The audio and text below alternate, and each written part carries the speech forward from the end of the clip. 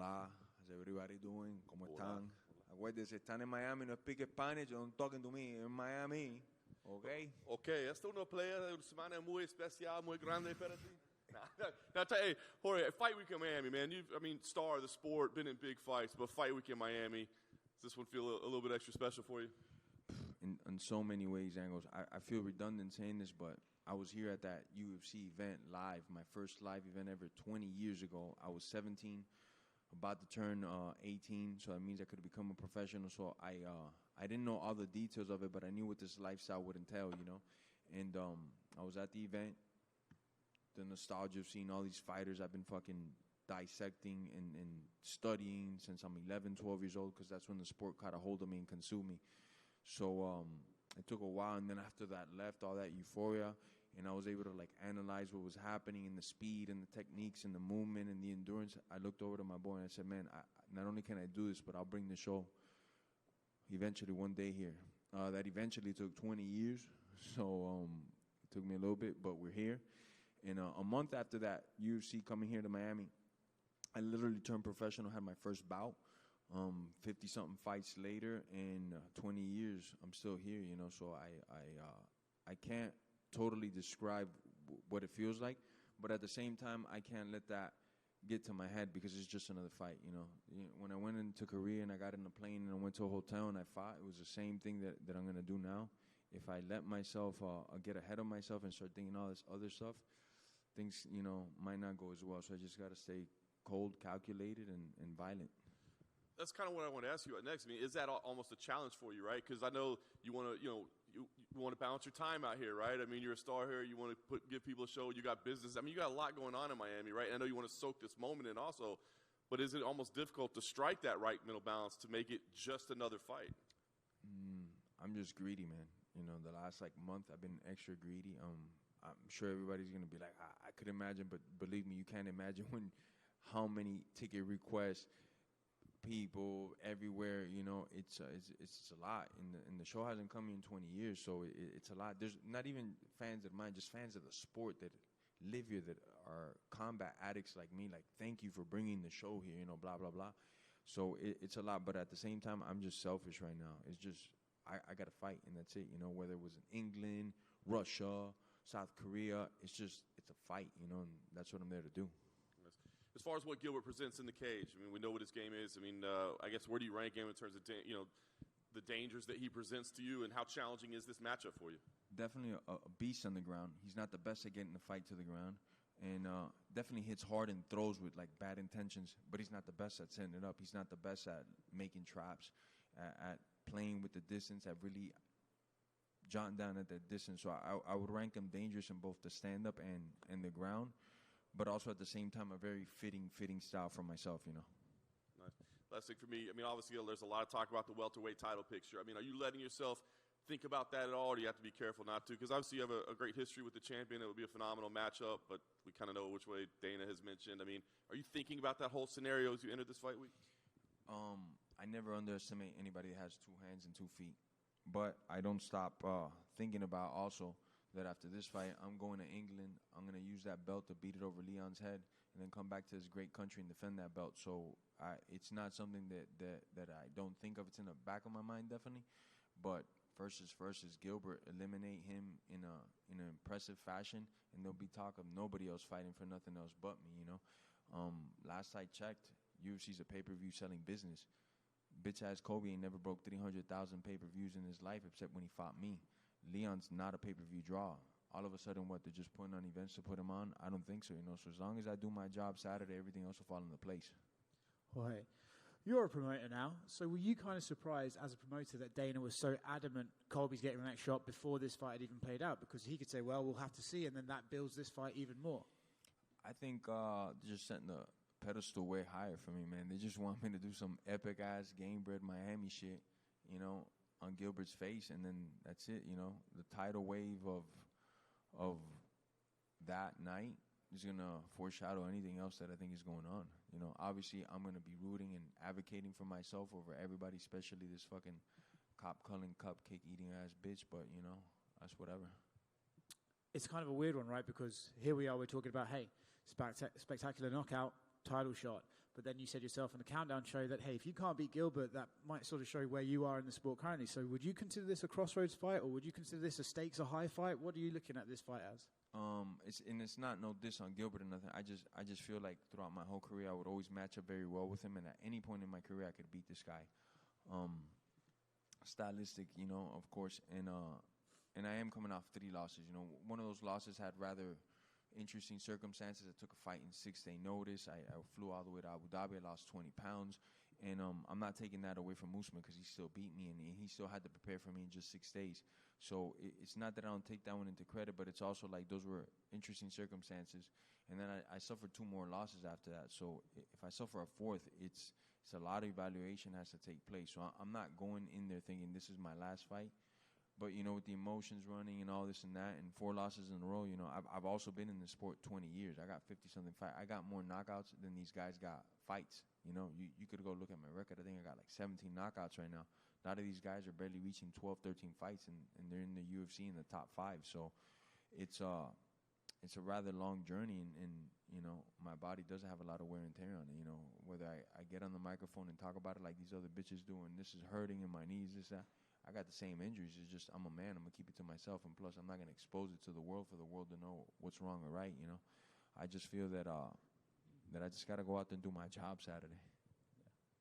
You're curious to what your take is on Kamaru Usman and where he's at. And by the way, to rephrase Morgan, I currently got 3 felonies because this bitch Colby says I gave him a brain injury. So how the fuck is he going to fight for any title is what I want to know. Like how could you, the UFC's going to get sued if that guy goes in there and something like that happens, right? Because supposedly, allegedly, as I didn't do shit, he says I gave him a brain injury. I didn't do shit, though. I wanted to ask you about that. There was a lot of allegeds about that day. Allegedly, you're wearing a COVID mask. Is that true? Everybody knows I don't wear no COVID mask. So there we go. That's bullshit right there, bro. It couldn't have happened. Allegedly this, allegedly that.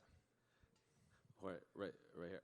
Do you think it would be wise if Colby went to the fights on Saturday? Of course, man. He's a attention-seeking ass whore. He's going to be there. He's going to, from 100 feet away and 20 security guards, he's going to be saying all types of crazy shit that he's the king of this and that. But he's only the king of calling cops and sucking cock, so. Well, we asked him if he would be there when he was giving an interview in London. He said, maybe I won't be there. So do you even think he would be allowed to enter the arena? I don't give a flying fuck, All I know is that he has a restraining order on me. I have to stay 100 feet from this individual. Still, I don't even know why, why he would put such a thing on me, because I'm like the coolest guy, so I'm like, my mind is still blown of why he has a restraining order on me. And then he's claiming he's the king of I don't know what, but whatever.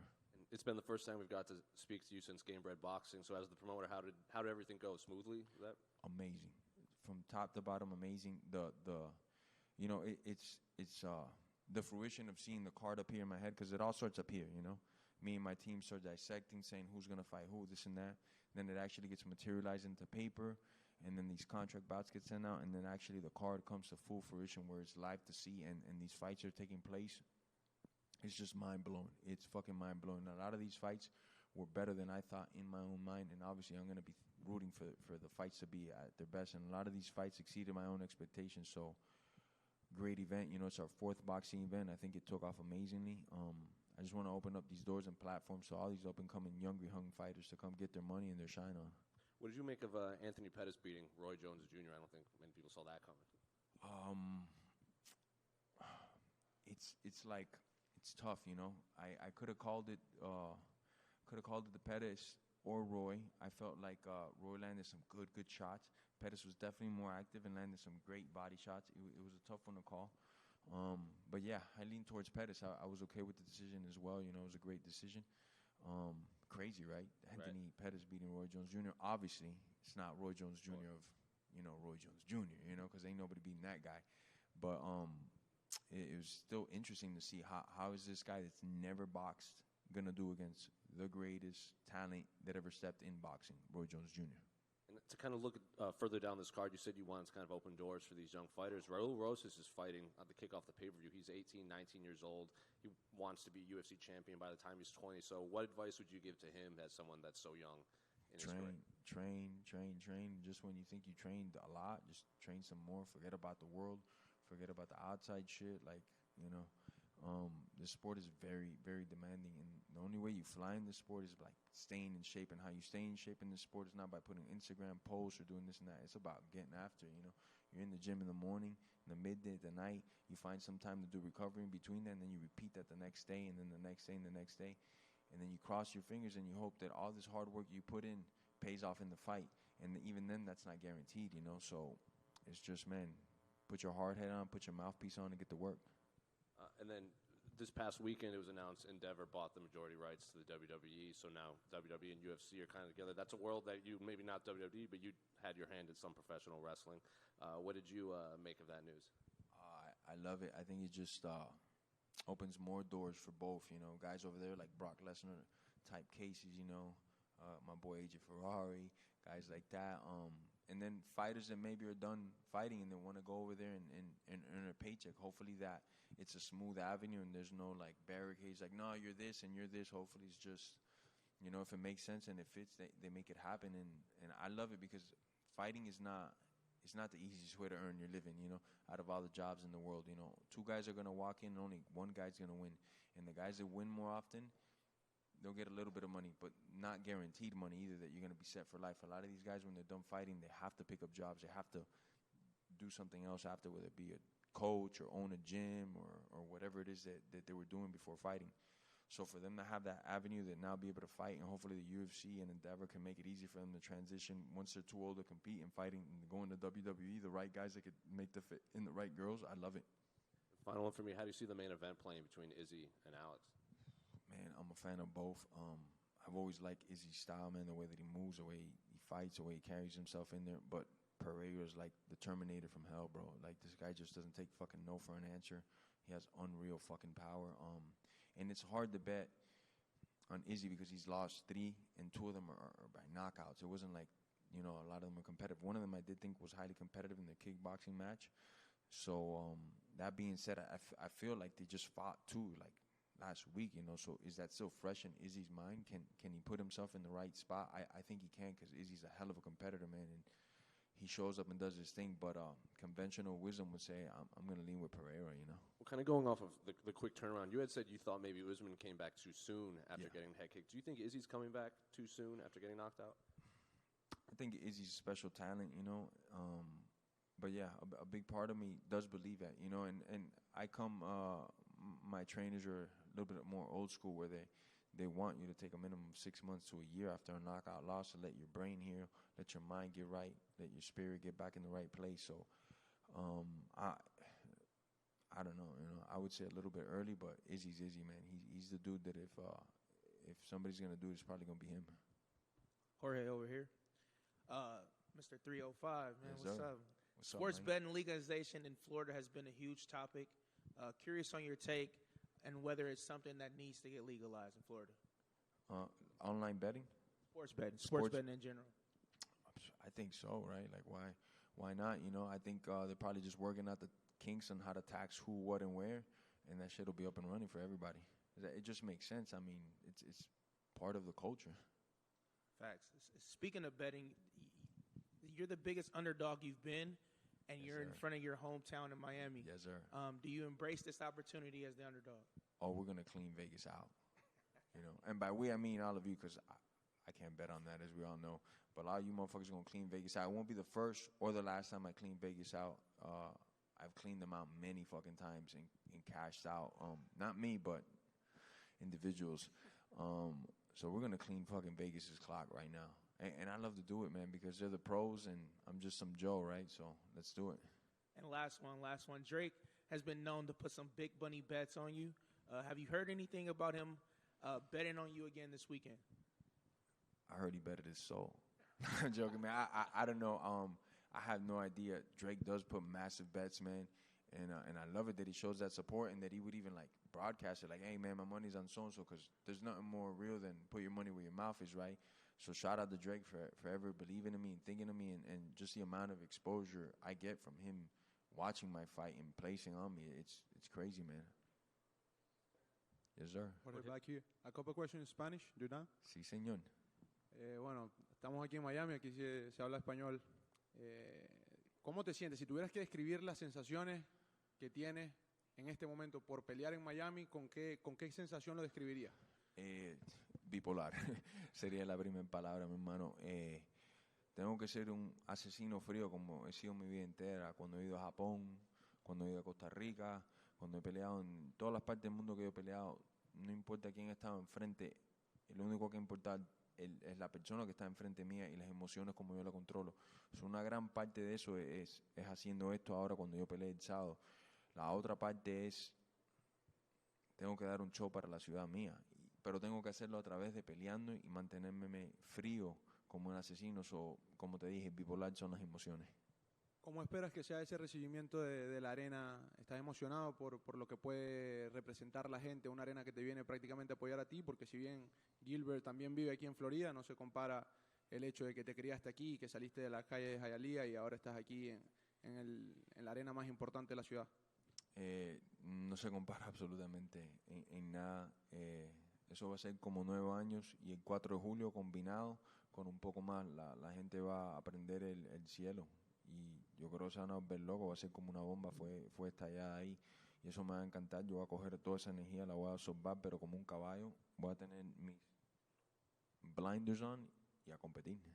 Ya para terminar, hubo mucha gente que en las redes sociales, sobre todo la comunidad latina, que se vio quizás afectada sentimentalmente cuando dijiste que esta podía ser quizás tu última oportunidad, o que si perdías quizás podías ya call it a quit. ¿Qué le dirías a toda esa gente que en las redes sociales se hizo sentir, que estaba quizás triste, salió esa parte sentimental de la fanaticada, bueno, quizás por creer que puede ser tu última pelea en el UFC? En primero, yo adoro a mi comunidad latina porque ganando o perdiendo es lo que más duro estaban conmigo. Desde el patio fueron los que me encontraron y estaban conmigo y decían, ese es el gallo, los otros sean de Centroamérica, de Sudamérica, del Caribe. La gente que más me ha apoyado y me sigue apoyando, y una gran parte de mi carrera, que yo estoy aquí en Miami mismo, en el show es por mi comunidad latina. Me siento como que tengo que hacer mucho para esta pelea, y esto no viene sobre noche ni hace un mes, yo me vengo preparando para este combate nomás 4 o 5 meses para darle todo lo que yo tenga. Y los comentarios que me voy a retirar, bueno, tengo 3 perdidas seguidas, si fuera la cuarta tengo que evaluar mucho de mi carrera, de mi físico, de mi mente. Yo me siento mejor que cualquier otra pelea llegando a este momento, pero al fin del día la pelea es lo que cuenta. Diciendo eso también, mi gente también no puede ser muy egoísta. Tengo 20 años en la carrera, tengo 52 peleas, tengo más knockouts que esta gente tiene en peleas. Si tú ves el récord mío, tengo como 17 knockouts. Y entre las 5 mejores, 10 mejores del mundo, esta gente ni tienen 17 peleas. El día que eso venga, yo voy a llorar más que cualquiera. El que más afectado va a estar yo, pero yo sé que mi comunidad latina va a estar conmigo en las próximas cosas que yo haga, y eso va a ser promoviendo las peleas, encontrando el próximo Jorge Masvidal y exponiéndolo al mundo. Cuando el día ese venga, que no va a ser abril 8, porque yo lo sé, lo siento en mi corazón, será un día difícil para todos los otros, pero mi gente latina siempre va a estar conmigo. Pero yo te prometo, abril 8 no me estoy retirando. Gracias. Suerte, Sí, hermano. señor. Gracias, hermano. Bendiciones. Jorge, looking Hermano. good. I want to ask you, Jorge, there you go. This is Miami, right? This is your home city. You had told me that, at some point maybe this was a dream and it could have not happened. You've been fighting for a really long time. It's finally here. Really long time. As you mentioned, 50 plus fights. And I just want to know, how refreshing is it to get this at this point of your career? It almost feels like a shot of energy, right? A shot of cafecito. I see it in your face. You look happy. You look very at home. As we answered the first question, part of me has been getting ready for this one fight for 20 years, I still remember when I was that young boy, 17, and I want to do this for the rest of my fucking life. I was already competing. I was already an amateur. I already had numerous grappling matches, boxing matches, kickboxing matches, and I was like, this is what I want to do for the rest of my life. I had the backyard fights already. I was like, I know I could do this and at this level. It took 20 years to get ready for this level, and I couldn't be in a better place. I couldn't imagine being in a better place. Truly, I fought in MSG and President Trump was cage side. The Rock was giving me the belt. My favorite action star and my favorite fighter of all time, Roberto Duran, walked out with me, and it was like insane nostalgia. Like the emotions that I had running there were amazing. But I kept all that in check until after the fight. After the fight, I let all that hit me. Before the fight, it was just like, it's another fight, bro. If it's here, or if it's in Pluto, it's a fight, right? That's what I signed up for. Boom, let's go. And that's the same thing here. It's very bipolar, my emotions, that I'm keeping myself in check, but at the same time, I'm in Miami, you know? Yeah. And you're a man on a mission, obviously, but how much has Miami, like, added, you know, as far as motivation and all that? Because you are fighting in front of your people. Insane. I mean, I run, you know, I go do my road work. It's like people are literally pulling over their cars. I fucking love you. You fucking kill this motherfucker. Don't call it. It's nuts. It's nuts. So now the running has taken places in places where I can't be seen running, stuff like that. If I go to the corner store to get something to drink, it's like everybody from the clerk, you know. So it's just motivation, you know. On these days that I don't feel like running these miles at night, and it's the last session of the day, I don't want to run, and I run into somebody, and they like start spilling their guts to me, like, man, I used to weigh, I got like a couple letters that like really touched my heart, but one of them, this individual lost 80 pounds, man. And he told me that everything was inspired by me. And he had sent me these messages, and we were talking to Instagram. He didn't tell me anything. He just showed up to one of my gyms one day, and he's like, look, this is me. I want to show you this is a real deal. And the dude said that I helped him get through depression through the videos that I put up on YouTube and seeing from where I came from where I'm at. He's like, I lost 80 pounds, showed me all the pictures, everything. It was like, fuck, man, if I could inspire you to do that, I got to inspire myself to do something greater, you know? Yeah. And, you know, it's Miami, Leon Edwards is champion. I mean, it almost seems like the stars are aligning here for you to All like aligned. deliver something great and even Something surpass, special. right, Colby Covington in the whole title run. Do you like all that? Do you feel like this is almost like being a story being built up here ahead of Saturday? Those things about Kobe fighting Leon, those are rumors. That dude has a brain injury, like I said, so he's claiming, you know. I got 3 felonies on my head because this guy's saying I have a brain injury. So I'm pretty sure that, like, on a medical level, you can't fight if you have a brain injury, you know. So like always, this guy's like full of shit, and I'm no doctor or nothing, but whatever, right? I feel like, yeah, the stars are aligned in many different ways, but not just because of what I just mentioned, but because, shit, man, the way things went down, the way my training has been leading up to this camp, there's a lot of mile markers I set up for myself because I want to see, man, maybe I don't have it anymore. I'm coming off 3 losses, so I put a nice, rigorous training before the fight even got announced, just to like, hey, can I meet these goals? When I used to be 22 years old, I could run a mile like this. Can I beat it? Can I do that? And numerous markers I checked off on the list. Then I got myself closer to the fight. I'm 8 weeks away now. I'm in the gym more, been doing like general conditioning, and my sparring partners, and you guys all know where I train at American Top Team, where we have studs from top to bottom. Grant Dawson, Johnny Eblin have been my main staples for the sparring partner. If anybody knows these guys, they know that these guys are fucking vicious. And Don's one of the better grapplers. He's currently 7-0 right now, or 7-1 draw, 7 wins. Johnny Eblin, the world champion, undefeated at middleweight in Bellator, and we've been beating the fuck out of each other. And they said it to me like, this is the best camp I've ever felt you. So from a spiritual, physical, mental place, I feel like I'm in the best spot of my life. You know, all the tools that I've been working on are clicking in right now. Lastly, you versus Leon, biggest fight that can be possibly made at 170? Oh, definitely. You know, I mean, unless Connor's bitch ass came to 70, but that midget ain't coming up to fight me. It goes without saying, me and Leon sell pay-per-views, you know. Leon and Usman, what did that do? Those numbers ain't even out because they're so shitty, I heard, you know. And it's just, you know, they're both great fighters and great tacticians and stuff, but they don't risk it for the biscuit all the time. And fans, you know, like, okay, you know, you're kind of playing it safe. You're doing the distance thing, or you're doing the hugging thing and just sniffing nuts. Fans don't want to pay that shit, you know. Somebody that's a construction worker that busts his ass every day of his life, come Saturday, they want to get distracted. They want to forget about all their problems and worries. They don't want to see 2 guys just fucking hugging each other or staring at each other. So when you add me into the mix, you know, win or lose, I'm going to try to take somebody's soul with me and entertain the fuck out of you. That's the only reason why I sell pay-per-views. It's not because nothing else, you know. Yes, sir. Fighting for UFC, game-bred boxing, game-bred MMA, game-bred everything. What do you enjoy most about your life right now? Competing, training. like I said, on a pro level, I've been at this for 20 years, but I started young, you know, in and out, because I would get in trouble. My mom would be like, "No, we're taking you out of these martial arts programs." So I would say officially I started more like around 11, 12 years old.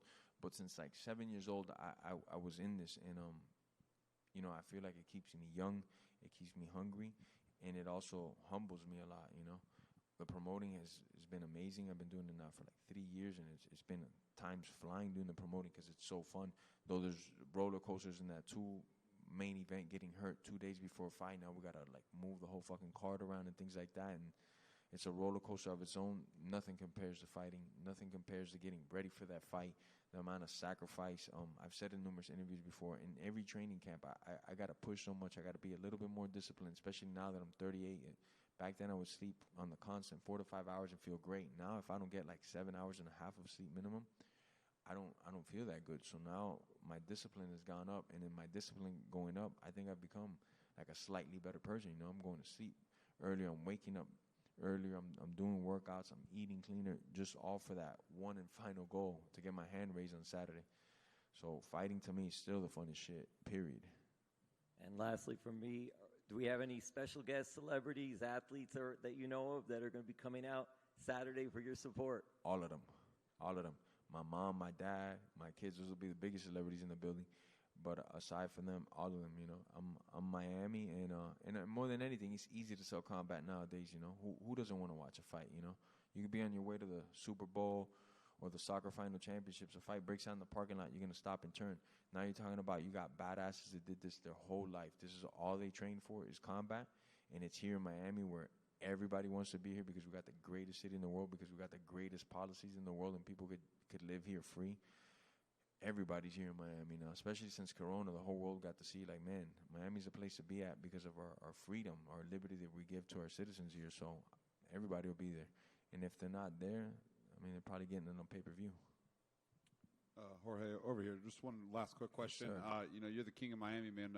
Never been to Miami myself. You know, where do I need to go eat? Where do I need to go gamble? What are you trying to eat? Anything, wherever your best spot is. What's anything? I mean, you want like hamburger? Best taco. Best taco? Chris, what's the name of that spot that we just found the other day? No, that's not the name. Coyo Taco's pretty damn good too, and La Taqueria Mombi is pretty good. It's right here in Design District. Coyo Taco, you can't go wrong with them. They're phenomenal. But if you're in Miami, you got to just eat like mainly Latin food, because we got the best Latin food in the country, you know. Peruvian food here is amazing. The Cuban food here is second to none. We make the best Cuban and Peruvian food because we have so many immigrants and people that come straight from there and set up shop here and cook. We got some pretty good steakhouses as well, brother. So it just depends what you want to eat, man. Yes, sir. Yes, sir. Thank you, fellas.